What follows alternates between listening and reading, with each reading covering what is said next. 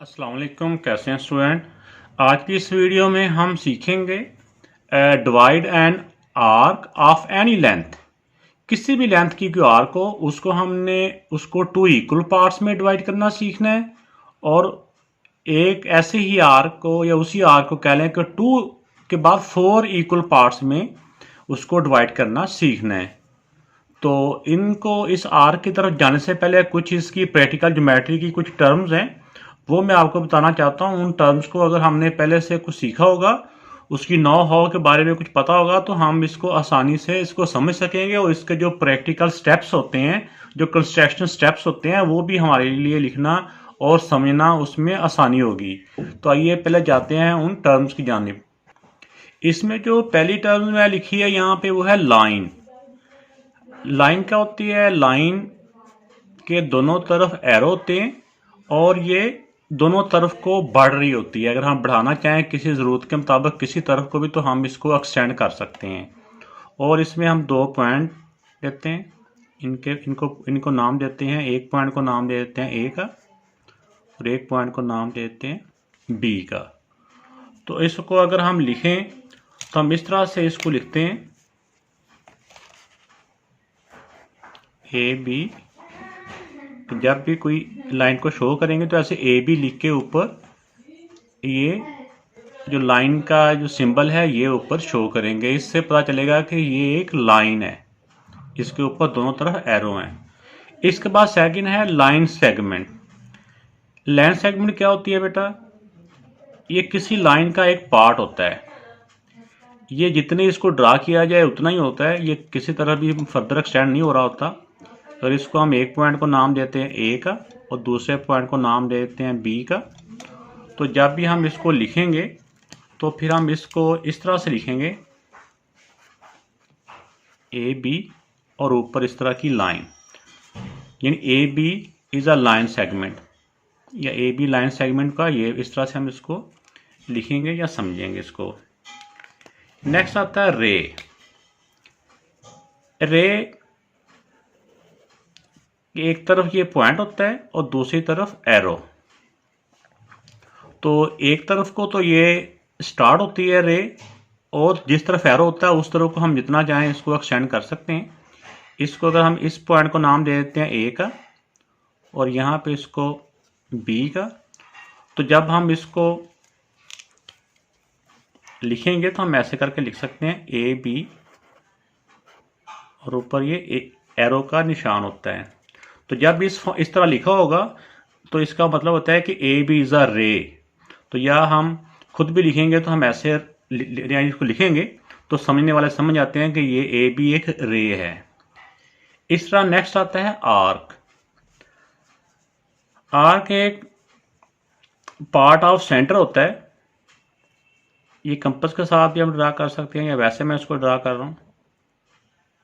ये एक रे है, एक पॉइंट का नाम ए और दूसरे पॉइंट का नाम बी रख देते हैं, इसको बी नाम दे देते हैं।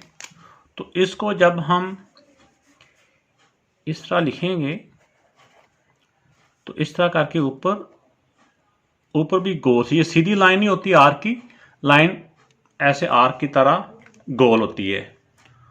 तो ये बेटा कुछ इसकी ये टर्म्स थी जिसका समझना प्रैक्टिकल ज्योमेट्री से पहले ज़रूरी था। अब हम आते हैं इसके ये परपेंडिकुलर बाइसेक्टर और राइट बाइसेक्टर की जानिब। परपेंडिकुलर बाइसेक्टर और राइट बाइसेक्टर एक ही चीज़ के दो नाम हैं। तो जिस तरह इसमें पहले सबसे पहले आपको बता देता हूँ परपेंडिकुलर।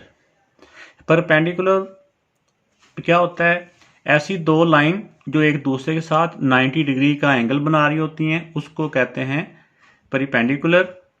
और राइट जो होता है, जो राइट बाइसेक्टर, राइट भी 90 डिग्री के एंगल को कहते हैं।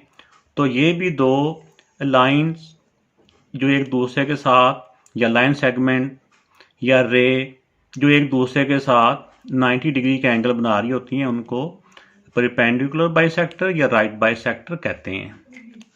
तो इसको कैसे ड्रा करते हैं ये भी पहले आप प्रैक्टिकल ज्योमेट्री करने से पहले समझ लें इसको। तो ये बेटा एक ए बी लाइन सेगमेंट है। इसके ए पॉइंट के ऊपर और बी पॉइंट के ऊपर। पहले मैं बी मेरे सामने या बी के ऊपर रख लेता हूँ इस कंपास को। यहाँ पे कंपास को रख के इसके हाफ से ज़्यादा इसको खोल लें, हाफ से ज़्यादा खोल लें और एक आर्क ऊपर लगा दें और एक आर्क इस लाइन से नीचे लगा दें। ये लाइन जो आर्क है ये लगाने को हम लंबा इसको टोटली भी ऐसे खींच ऐसे लाइन ड्रा कर सकते हैं पूरी आर्क, लेकिन हमें इतनी ज़्यादा नहीं चाहिए। तो अब हम इसी तरह ए पॉइंट के ऊपर कंपास को रख के एक आर्क इस लाइन सेगमेंट के ऊपर और एक आर्क लाइन सेगमेंट के नीचे लगा दें।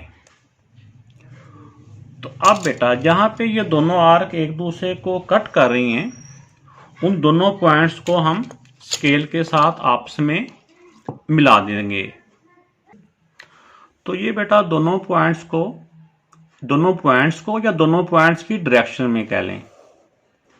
इस तरह करके हम एक लाइन ड्रा करेंगे।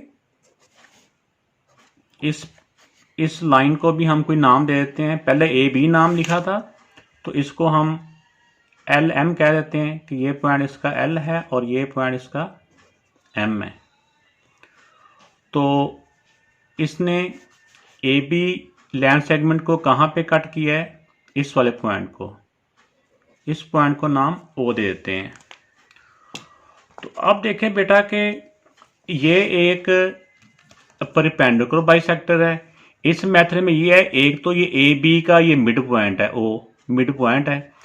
ए से ओ तक जितना फासला है उतना ही ओ से बी तक है। ये तो होता है बाइसेक्टर। लेकिन इसके साथ साथ ये जो लाइन एल एम है इसने ए बी को एक तो बाइसेक्ट करने के साथ साथ इसके साथ ये 90 डिग्री का एंगल भी बन रहा है। ये चारों तरफ ये 90 डिग्री का एंगल ही है। तो इस तरह से इसको हम राइट बाइसेक्टर भी कह देते हैं। इसी तरह बाइसेक्टर की एग्जांपल कुछ और भी मैं आपको बताता हूँ। अगर एक लाइन है ए बी, तो मिसाल के तौर पे ये इसका अगर मिड पॉइंट है, इस मिड पॉइंट को अगर कोई लाइन इस तरह से कट कर रही है, ये इसको बाइसेक्ट तो कर रही है लेकिन ये राइट बाइसेक्टर नहीं है। राइट बाइसेक्टर या परपेंडिकुलर बाइसेक्टर नहीं है, क्योंकि बाइसेक्ट मीन तो होता है ना हाफ करना। बाय का मतलब होता है ना दो, और सेक्टर मीन हिस्से, किसी भी चीज़ को दो हिस्सों में डिवाइड करना। तो ये इसको बाइसेक्ट तो कर रही है लेकिन 90 डिग्री का एंगल साथ नहीं बना रही, इसलिए इसको सिर्फ हम बाइसेक्टर कहेंगे। इस अगर लाइन का नाम हम एल एम है तो L M bisect A B, ठीक है। तो लेकिन इसको हम राइट बाइसेक्टर नहीं कह सकते। तो उम्मीद है कि आपको ये जो इसकी बेसिक टर्म थी इसके बारे में कोई अवेयरनेस या इसको मज़ीद आपने समझा होगा। अब हम अगला इसकी डिवाइड को, इसकी जो आर्क है उसको डिवाइड करने के बारे में सीखने जाते हैं। तो बेटा कंपास को लें और कंपास को किसी भी लेंथ का खोल लें, किसी भी रेडियस के बराबर खोल लें, ये इसमें लाजमी नहीं है, क्योंकि हमने सिंपल इसका जो बेसिक कंसेप्ट है कि एक आर्क को किस तरह से टू इक्वल पार्ट्स में डिवाइड करते हैं वो हमने सीखना है। तो पहले कंपास को सूटेबल सा खोल लिया और किसी भी पॉइंट पर रख के एक आर्क लगाई। आर्क जितनी मर्जी लंबी हम इसको आर्क कर सकते हैं। अब इस आर्क के ऊपर दो पॉइंट ले लें, कोई भी दो पॉइंट, यहाँ से लेके यहाँ तक कर लेते हैं। ये ए पॉइंट है और ये बी पॉइंट है। अब कंपास को दोबारा से लिया और कंपास को इसके हाफ से ज़्यादा खोल लिया, इसके हाफ से ज़्यादा इसको खोल लेना है और एक आर्क ऊपर और दूसरी आर्क नीचे लगा लेनी है। अब कंपास को जितना हमने खोला था उससे कम या ज़्यादा नहीं करना, और अब बी पॉइंट पे रख के एक आर्क ऊपर और दूसरी आर्क नीचे लगा देंगे। पहली आर्क वैसे तो कट कर रही है, अगर कम नज़र आ रही है तो इसको हम दोबारा से इसको एक्सटेंड कर सकते हैं।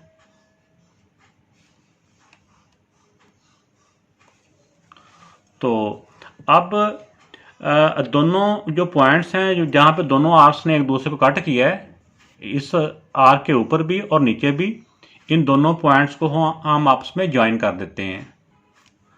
तो ये बेटा हमने इन दोनों पॉइंट्स को एक स्केल के साथ आपस में जोड़ दिया है। अब इसको मिला देते हैं।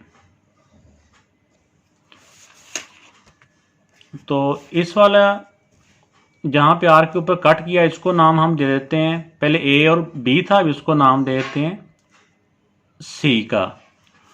और ये जो परपेंडिकुलर बाइसेक्टर है, ये परपेंडिकुलर बाइसेक्टर को हम नाम दे देते हैं एल और एम, इस पॉइंट का नाम एम।